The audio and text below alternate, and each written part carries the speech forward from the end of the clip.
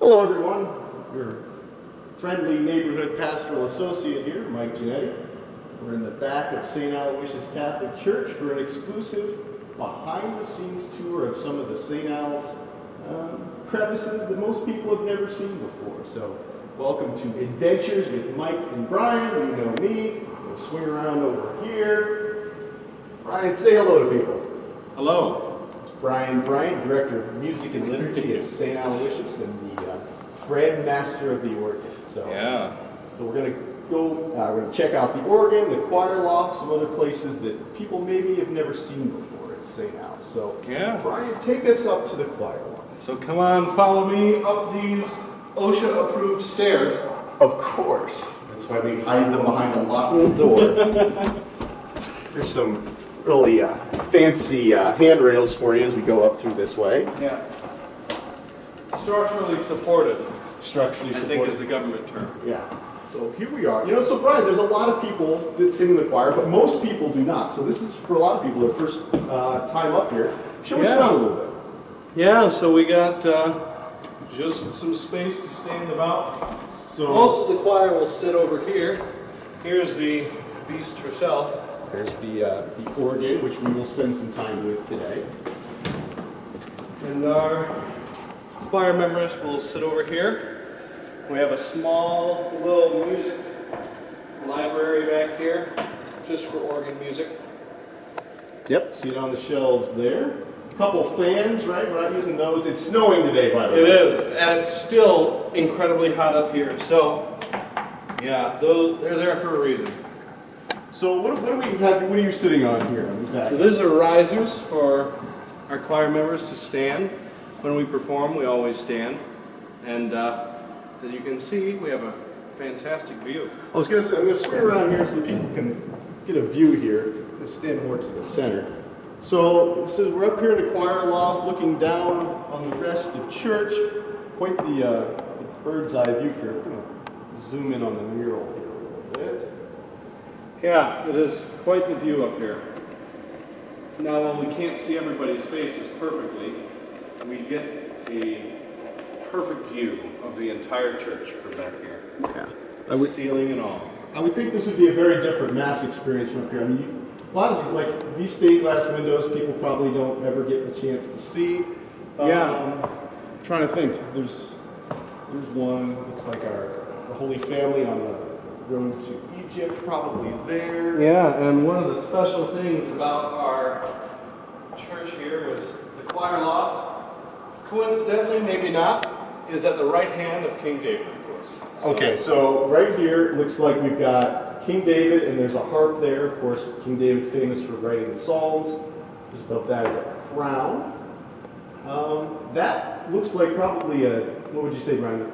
Going to the presentation of Jesus in the temple there? Yeah, and then, so all of our stained glass windows have kings, and then the prophets above a depiction. Yeah, and then up here, I believe this is a Annunciation, that's the angel Gabriel. Yeah. Announcing to Mary that she will be the mother of God. Yeah. So connecting all of these things. Oh, there's the prophet. Was that Elias? Which is probably Elijah in our translation. So, the choir loft, or the choir, sits to the right hand of King David. Very appropriate. So, again, back up to this, we've got this great view. Those blurry things there are the lights, folks, so bear with us here. You can kind of see everything that's going on. Now, Brian, you spend a lot of time up here. I do. What are the benefits or downsides of viewing Mass from this vantage point? So, as I said earlier, a lot of faces, especially fathers, is not the clearest, but we get to see the entire church, including our magnificent ceiling.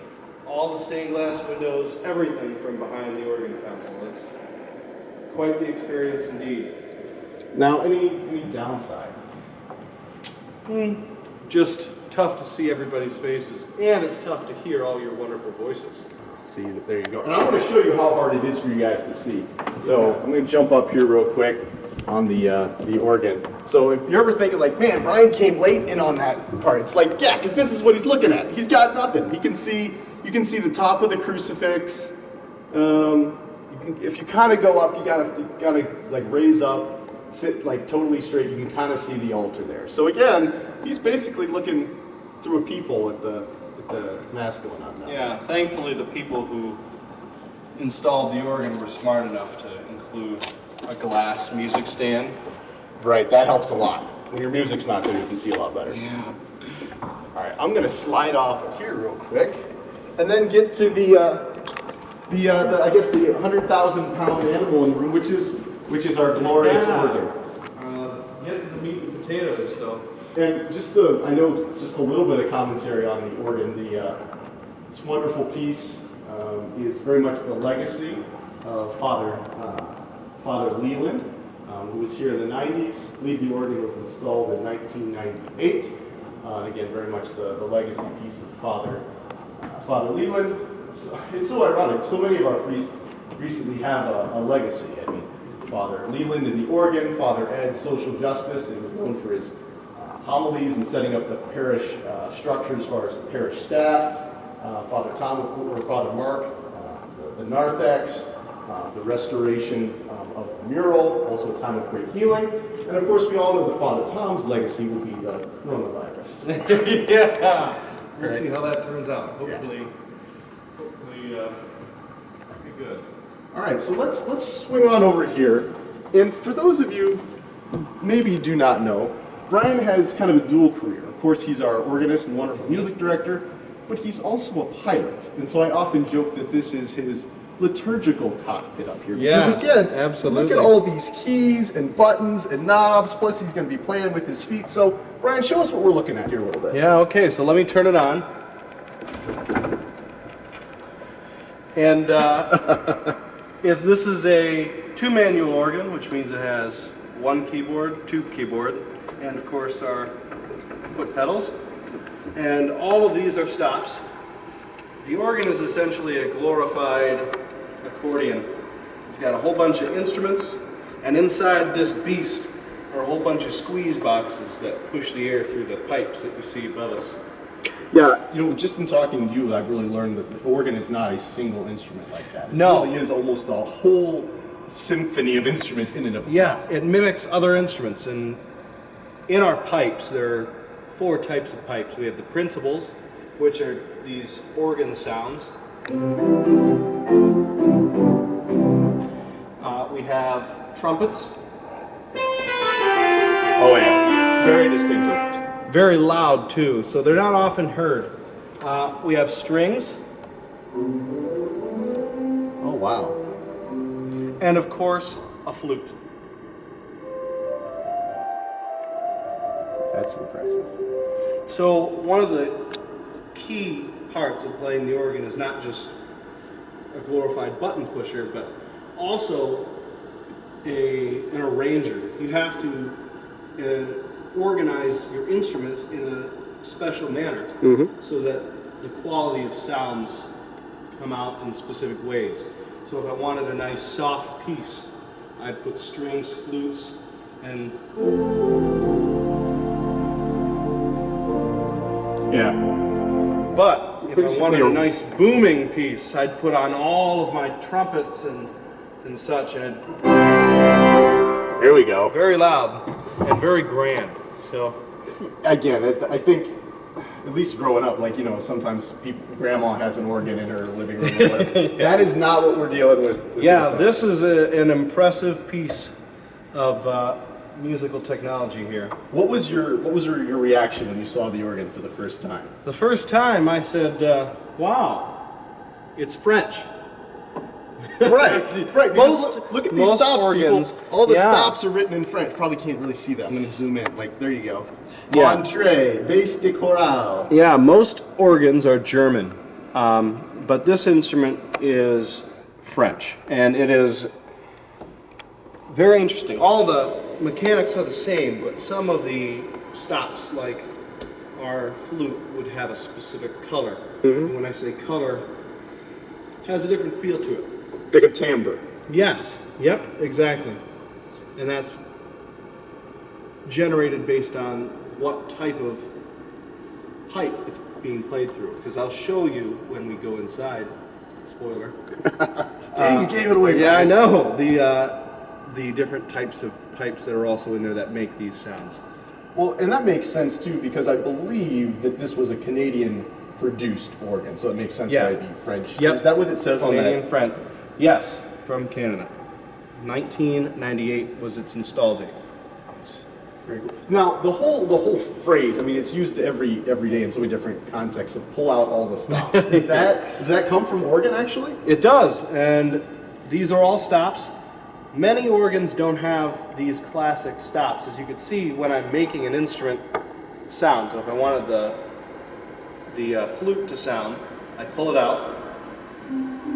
Otherwise, if it's in, it doesn't make any sound, and the organ is completely soundless, it's got nothing. Without instruments. But if I pull all of them out, that's where we get the idea of that grand sound that I told you about earlier.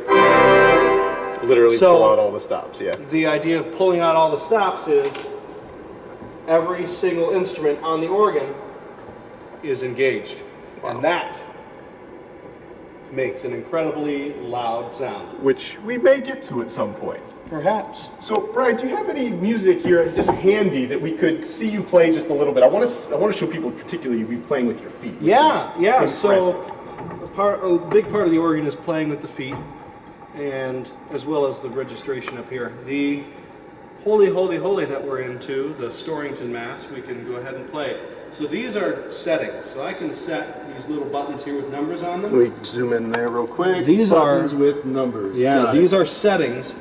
So if I'm in a hurry, or if I accidentally miss a cue and I need to get playing immediately, instead of going in and hand pulling all of these stops out, I can just press one of my preset stops and it automatically sets. Oh, that's handy. Yeah. Very cool. And the key is to set them all in volume order.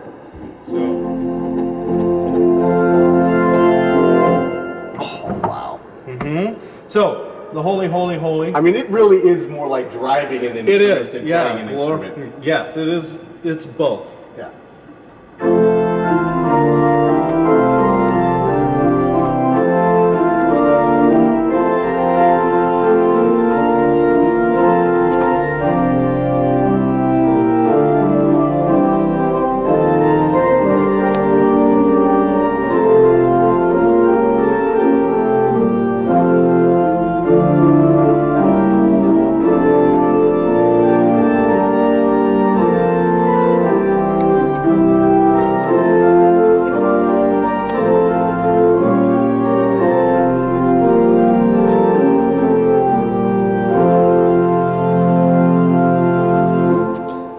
Particularly beautiful sound right now. I don't know, it really sounds It is, great. yeah, and listening to the organ in an empty church is my midnight experience. Yes. It's very, very enjoyable. Now, question 2. I see down here at your feet, we've got things that basically look like enormous piano keys, but then there's these stubby little things. What are these? So these are buttons as well. Just like these, we have settings, and as you can see, they are numbered as well, in the same order that these are numbered also. So if I'm playing, and I need to change registration while I'm playing, I don't have to take my hands off the keys, I can take my foot off the pedals. So if I want a grand,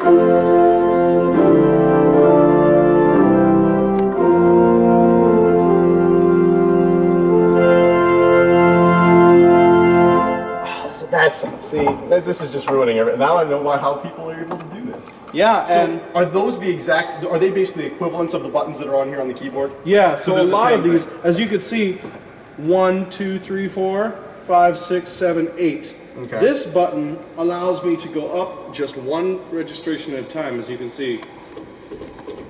Oh, nice. So instead of it's a- going it's- up a massive amount each time, or It's- having to pick out one button, I can just go up one. It's a paddle shifter. Literally, it's a Yes. foot paddle shifter. Yeah, and this little pedal, I'll show you what that does later. Now, on this side are some of the other settings. Generally not used, or I should say not polished as much as these. Yes. That's, again, this is really cool. I had no idea that all the different shifting that goes on up here. If you will. Yeah, a lot of, and there's a couple special buttons. make it really, really interesting if I accidentally hit it during a mass. Right, it's just like, oh, where'd that come from?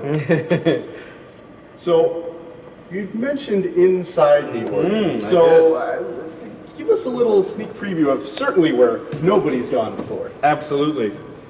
So I'll go ahead and do this. Now, let's go ahead and come on over. Yep, I'm going to swing around the organ here. So, one of the many secret doors at St. Aloysius. Yeah. The Phantom of the Opera stuff. Yeah. Little light switch inside, so I'll let you come on inside as well. All right. Once you're in position, I'll kind of move inside here a little bit. All right, here we go, folks. Up inside the organ. So welcome to the inside of the organ. And as I said, this is pretty much just a gigantic organ accordion. And these squeeze boxes that I talked about earlier are right here.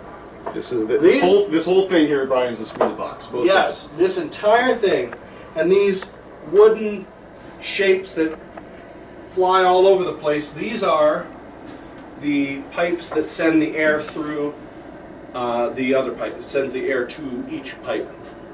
And all these little wooden, very, very delicate pieces, these are the things that allow the air to pass through the pipe. So when they're closed, the air is maybe at the pipe, but it won't go through it unless it opens. And each of these are attached to one of those keys on the outside.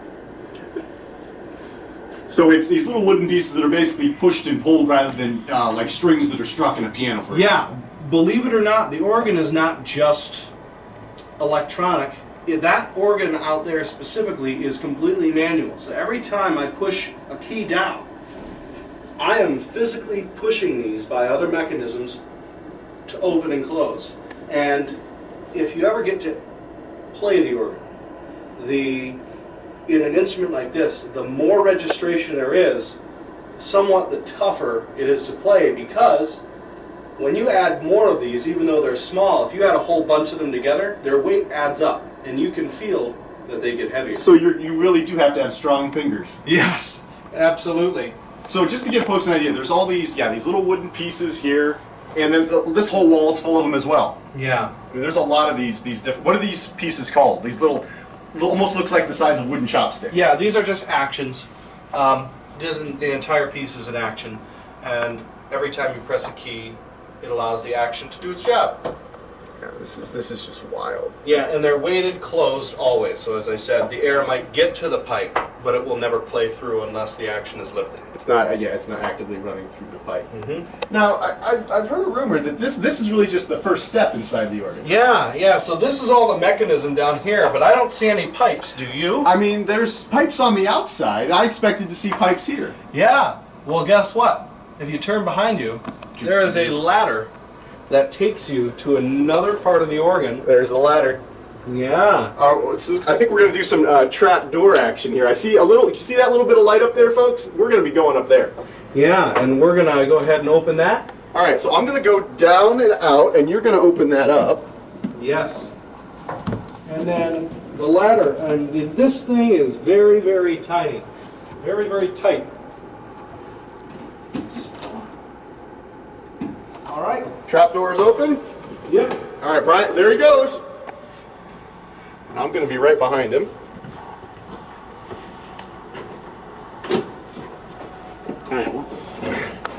All right, see now folks, the trap door is open, so now we're able to go up the ladder. So I'm going to turn the camera off real quick, and we will see you on the top side. All right, folks, we are now on the top side of the organ. That's literally the trap door we just came through. I'm going to go ahead and close that so that I have a place to stand. And now we're seeing pipes. So take us through what we're seeing up here, Brian. Yeah, so each of these pipes is one note for one stop. So for every key and every lever that you see out there, there needs to be one pipe for each of those. So there are so many pipes in here. And as you can see, they're different shapes and sizes. I was going to say, there's some here that are just like the size of like a little screwdriver. Yeah, the smaller they are, the higher in pitch. And the longer they are, the lower in pitch. So these Makes sense. gigantic 32-foot pipes. The ones here, we can't even see the tops of. those are the lowest and thickest sounding pipes that we have. And as you can see, they're even shaped in different ways. These are belled out. As you can see, they widen as they go up.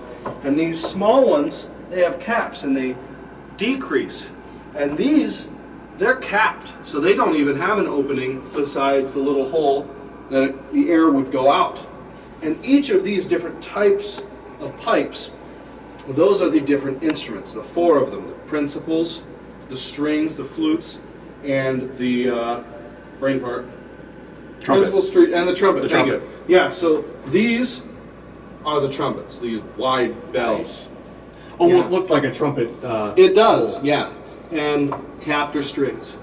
And as you can see, you can peek through Oh, no way! the wood piece. All right, so we're gonna see if we can zoom in here. All right, so we're literally on the inside of the organ. We're looking out towards the sanctuary. There's the crucifix, people. I'm gonna zoom in. Look, this camera's pretty awesome. There's a six-pack Jesus. And let's see. Yeah. So yeah, I literally can see all the way, and the glare there is the doors of the golden doors of the tabernacle. So yeah, we're literally inside the organ, way up in the air. We're almost looking eye to eye with Jesus here. Yeah. On the crucifix. Yeah, and we can go even higher. As you can see, there are ladders on each side here. I was gonna. Okay, ladder up there. All To right. these other wings, these are the longer pipes. And why don't you come on over here? Okay. I'm going to open this secret door. We'll show you this in a moment. So Mike can come by me. Oh, another secret door. All right, so I'm gonna go over here, and you want me to? Where do you want me to go over here? So you see that pipe that's a piece of wood there? This one right here. Yeah, that is a pipe. No way. It is, and those are our woodwinds. Those are the flutes, and sometimes some organs have oboes and such. Makes sense. And those other pipes, yeah, we have principals. More and pipes others. out there. More pipes down there. I mean, this thing's literally just chock full of pipes. Yes, and we have every single pipe that you see on the outside are real pipes. Some organs have decoration pipes. But as you can just see, for show. Yes, but as you can see, this pipe here, these pipes, these are the pipes that you see on the outside. This is the center of the organ right here. Mm-hmm. And these pipes are real pipes. These are principals, actually. And you see these little pieces of metal that are bent?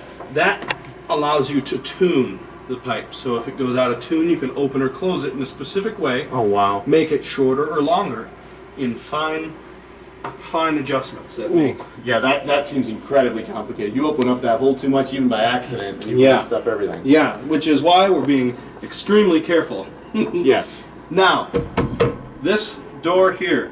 So that lever I told you about on the organ. The foot pedal. Yes, that foot pedal controls this box. Now, if I open this door, there are more pipes inside this door. And you can come on through and see. Let me just take a peek in here. Yeah. What do you know, people? Again, this thing is literally full of pipes.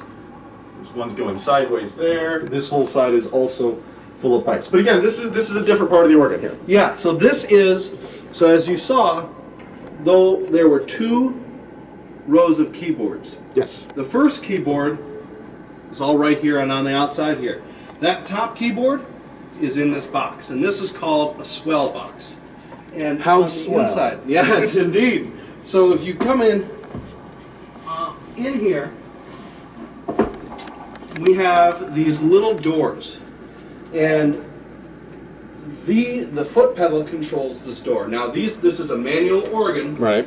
so if I open the doors in this manner, it will not hurt the organ in any way. So when that foot pedal goes up, as you can see, these doors open.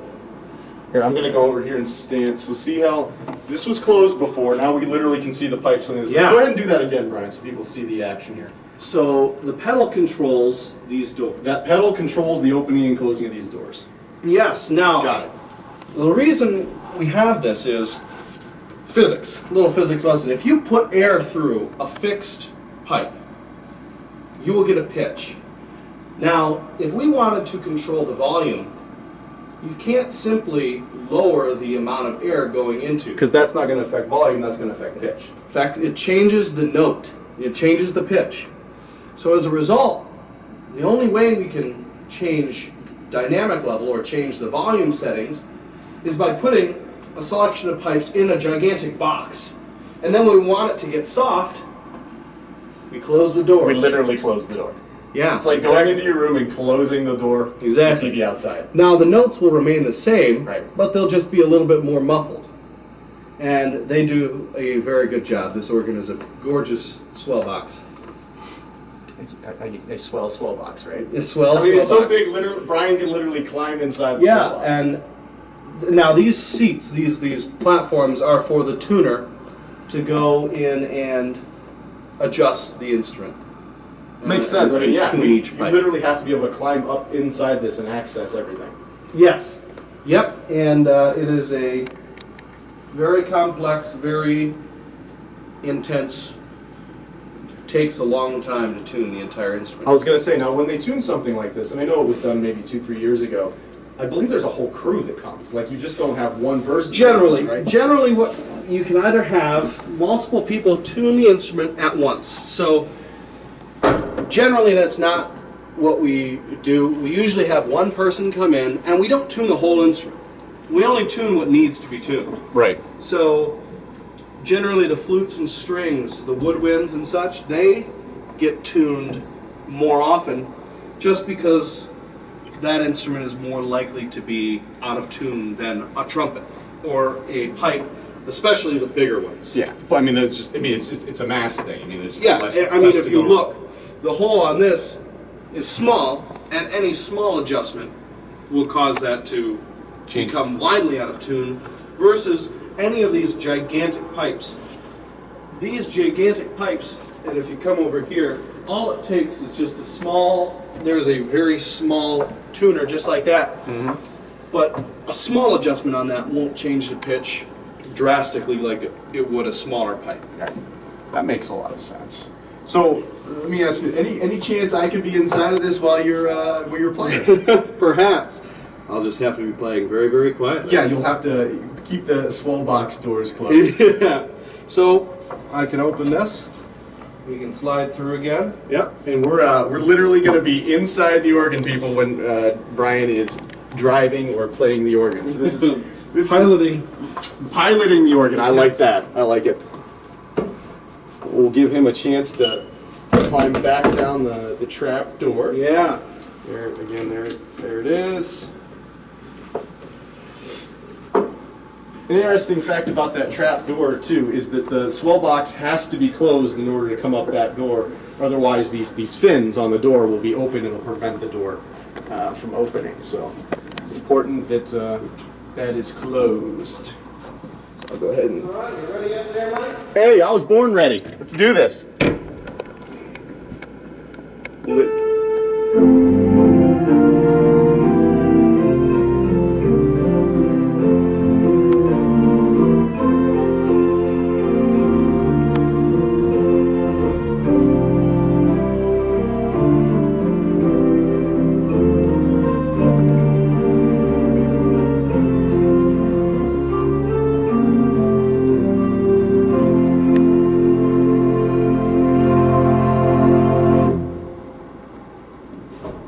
Wow, that is a totally different sound from in here. I mean, it's such a warm sound from in here. It is. It is. Why don't you open the box? What's that? Why don't you open the door? Okay, I'll go ahead and open the door. The hatch is open. Yeah, and let me show you the action in here. Okay. So why don't you hand me the camera and I can take it while you come down. All right, I'm going to slowly hand the camera down to Brian.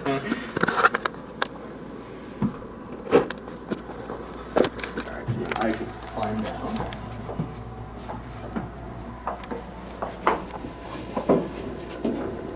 Ready when you load. Yep.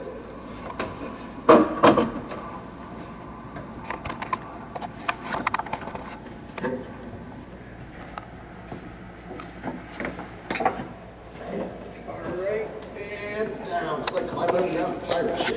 It is, it is. So, why don't you take a look at those little levers Okay. while I play the same thing? Nice. All right, we'll do that. So now we're down here on the first floor, if you will, of the organ.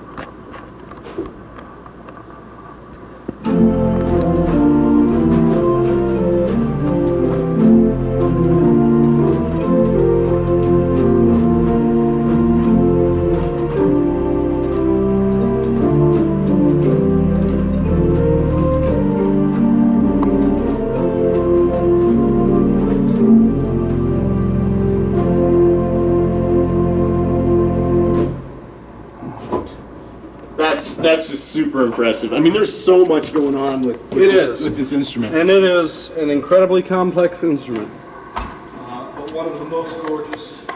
I was surprised the amount of like actual mechanical noise it makes in there. I mean, there's audible clicking in there with the pieces, but Yes. the organ sound itself covers it up very nicely.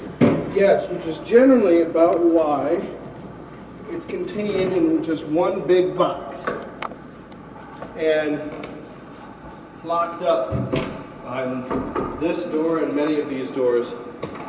So, quite the instrument and quite the experience. So we've heard it from the inside. Now I'm thinking it'd be kind of cool to hear it kind of with me out in the church. Now Brian, talking about pulling out all the stops. Have you ever played the organ like wide open, like as loud as it'll possibly go?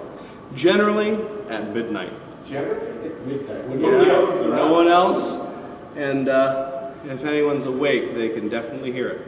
So I think we're going to give the people a little, they're probably missing the organ and the wonderful music we have here at church. So I've never personally heard it wide open as loud as it goes. So let's maybe give that a try. It's loud. All right, cool. This is very exclusive access. So I'm going to go down in the main body of the church. And Brian is going to show us what this beautiful instrument is truly capable of. Back down the sketchy steps.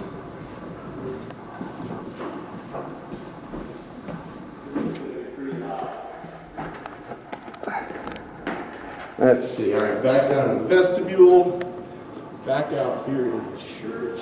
I'm going to swing around so we can look up at the organ.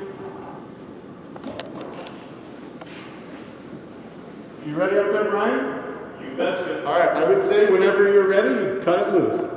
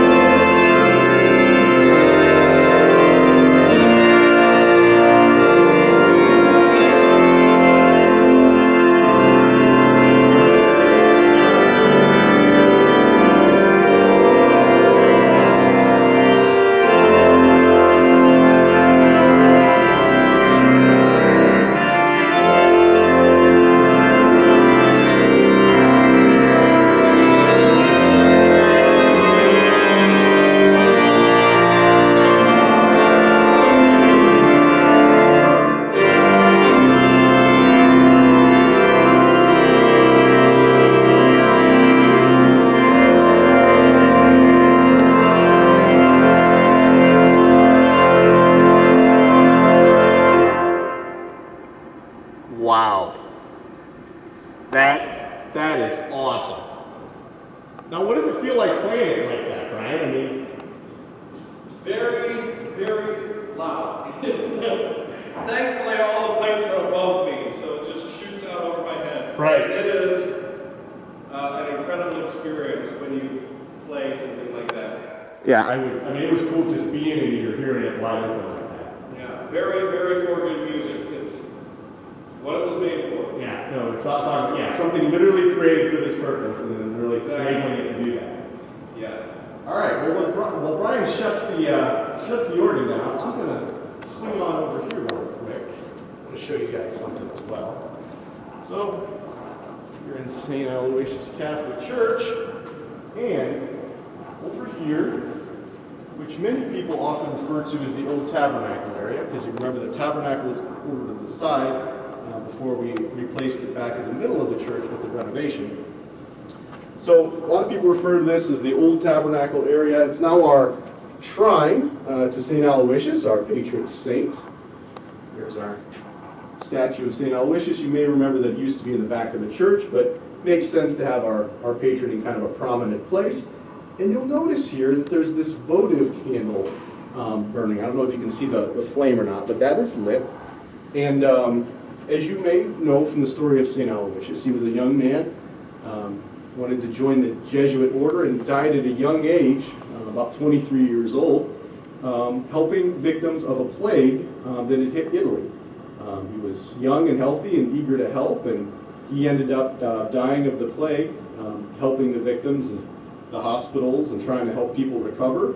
And for that selfless act is one of the many things he's remembered for as a saint. And our very good pastor, Father Tom, recognizing this connection between St. Aloysius and the plague, and of course from the past and the current pandemic, has had a votive candle burning here, asking St. Aloysius to pray for all of us during this time of the coronavirus pandemic. So we've got a good guy in our corner as far as St. Aloysius, a lot of familiarity with fighting plagues with this guy, and I'm sure that he's looking after all of us during our current pandemic. So big thank you to Father Tom for burning that candle for us as a prayer, asking St. Aloysius to pray for all of our safety, and St. Aloysius prayed for us. And this is pretty cool stuff.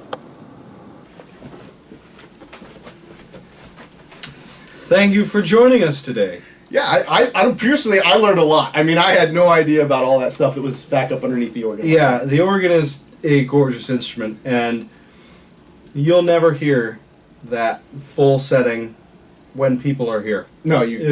It is way too loud, but there are definitely reasons it's there.